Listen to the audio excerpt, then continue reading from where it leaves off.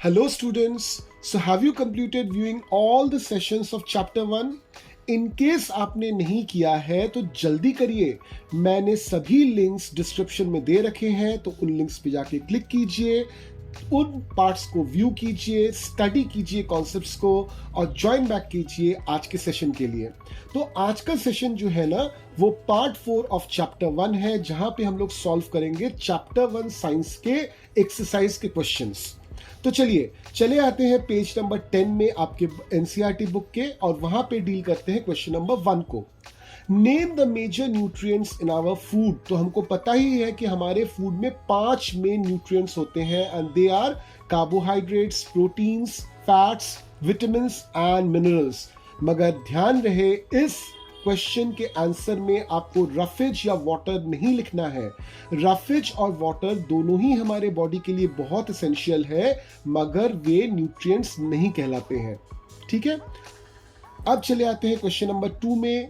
Name the following, part A, the nutrients which mainly give energy to our body. Question को बहुत ध्यान से देखिए, यहाँ पे न्यूट्रिएंट नहीं न्यूट्रिएंट्स बोला है, प्लूरल है। इसका मतलब क्या, एक से ज्यादा इसका आंसर हो सकता है।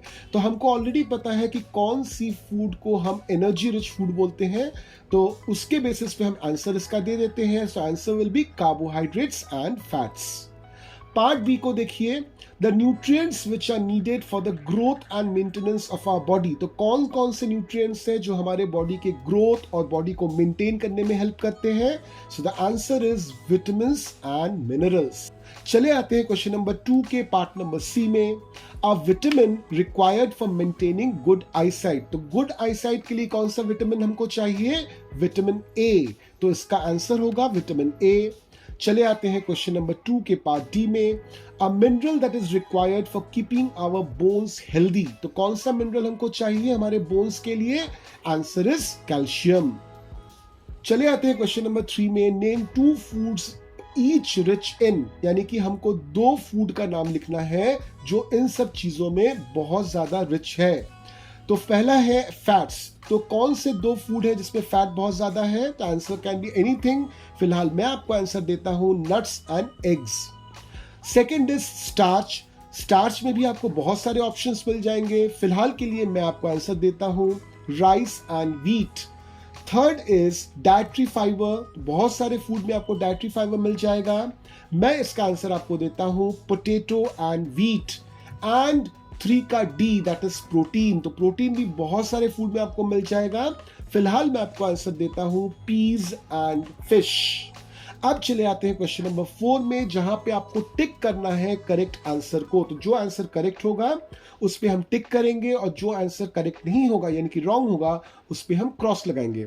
तो क्वेश्चन नंबर 4 का ए है, by eating rice alone we can fulfill nutritional requirement of our body। यानी कि अगर आप सिर्फ और सिर्फ चावल खाएं तो आपके बॉडी के जो न्यूट्रिशनल रिक्वायरमेंट्स हैं वो सभी के सभी पूरे हो जाएंगे।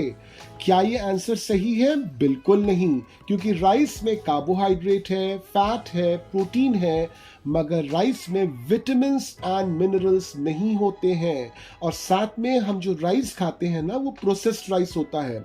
उस राइस के ऊपर से उसका जो हस्क यानी कि उसका जो छिलका होता है उसको निकाल दिया जाता है। ये जो हस्क होता है राइस का, इसमें बहुत ज्यादा डाइटरी फाइबर होता है। तो जब हम छिलका निकाल देते हैं तो हमारा जो राइस बचता है, जिसको हम फाइनली कंज्यूम करते हैं, उसमें required amount of dietary fibres नहीं होते। चले आते हैं 4 के बी में।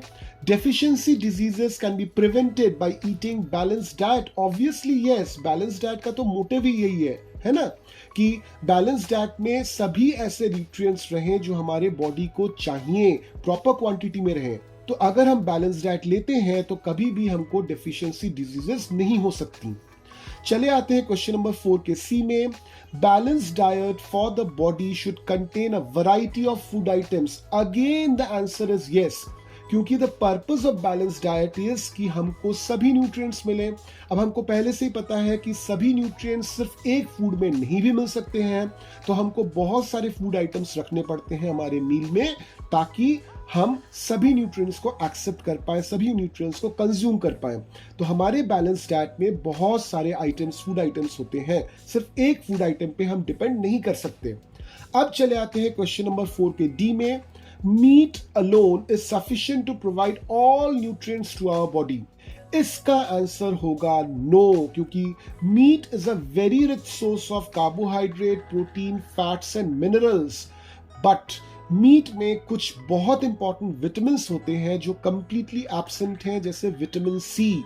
साथ में अगर हम बात करें बैलेंस डाइट की, तो मीट हमारा बैलेंस डाइट नहीं हो सकता।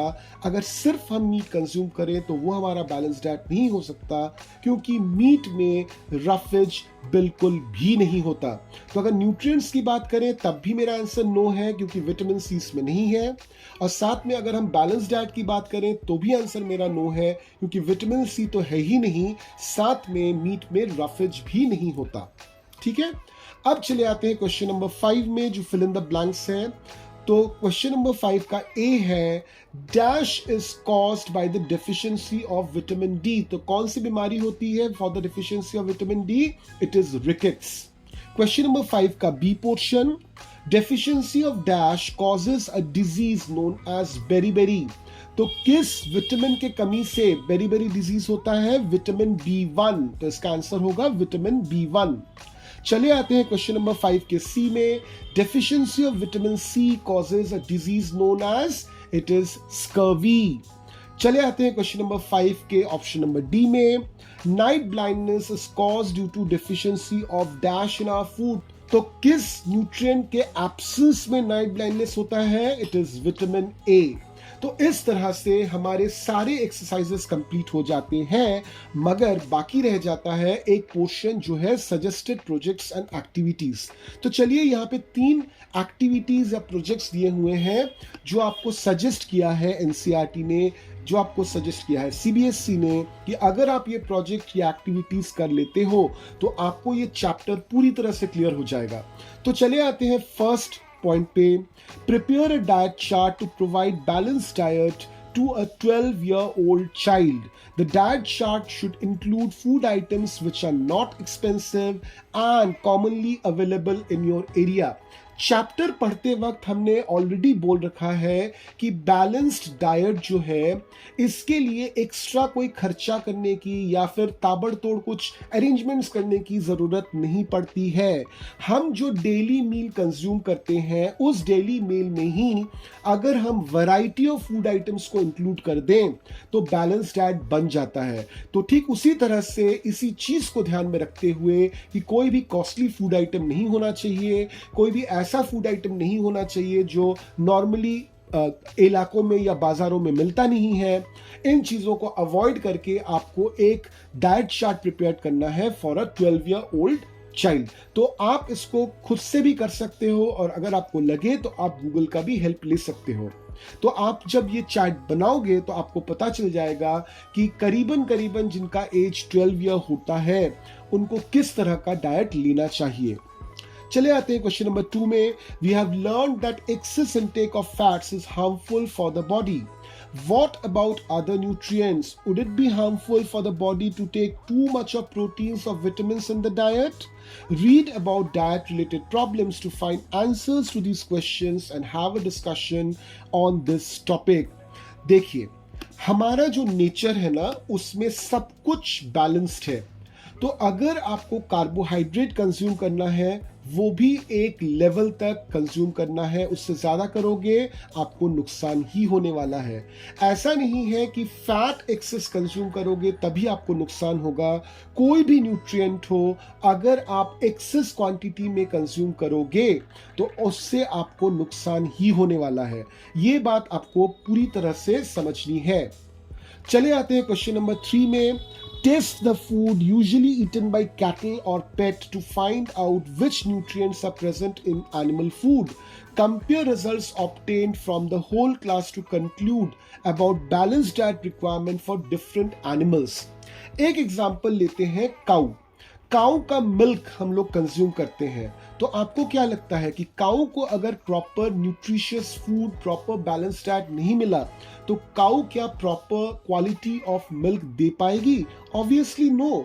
तो ठीक जिस तरह से हम ह्यूमन बींग्स को बैलेंस डाइट की जरूरत पड़ती है, एनिमल्स को भी बैलेंस डाइट की जरूरत पड़ती है, और उनके जो न्यूट्रिएंट्स हैं वो सेम होते हैं। हमारे जो 5 न्यूट्रिएंट्स हैं वही न्यूट्रिएंट्स उनके फूड में भी होते हैं। हाँ, but there is a difference. The difference is जो न्यूट्रिएंट्स जितनी क्वांटिटी में हमको चाहिए वो क्वांटिटी इधर उधर हो सकता है फॉर एनिमल्स, बट न्यूट्रिएंट्स जो है वो सेम ही रहने वाले हैं। तो कोई भी एनिमल फूड हो वो आप लीजिए। आपके चैप्टर में आपने ऑलरेडी देखा है कि किस तरह से स्टार्च, प्रोटीन एंड फैट का टेस्ट हम लोग करते हैं। वही टेस्ट उस फूड पे कीजिए तो आपको पता चल जाएगा कि उनके खाने में भी यही सब न्यूट्रिएंट्स होते हैं कि नहीं। ठीक है, तो ये 3 जो प्रोजेक्ट्स या सजेस्टेड जो एक्टिविटीज हैं ये आप कीजिए तो आपका ये पूरा चैप्टर कंप्लीट हो जाता है। इस पूरे चैप्टर पे बेस करके अगर आपको कोई भी डाउट है, कोई भी क्वेश्चन है, आप मुझसे पूछ सकते हो, मैं आपको उसका जवाब दे दूंगा। मैंने ऑलरेडी आपको बोल रखा है कि आप मुझे व्हाट्सएप कर सकते हो या फिर मेल कर सकते हो। मेरा mail ID as well as WhatsApp number description में दिया हुआ है। इस पूरे चैप्टर के जितने भी सेशंस हैं, जितने भी पार्ट वीडियोस हैं, सबको दोबारा देख लीजिए, अपनी अंडरस्टैंडिंग बिल्कुल क्लियर कर लीजिए, क्योंकि इस चैप्टर पे बेस किए हुए कुछ क्वेश्चंस मैं आपको कुछ देर बाद दूंगा, अभी तुरंत नहीं दूंगा, ताकि आप उन क्वेश्चंस का आंसर देकर अपने आप को इस चैप्टर में पूरी तरह से प्रिपेयर कर पाओ। तो चलिए मीट करते हैं चैप्टर 2 के सेशंस के साथ। Till then keep learning.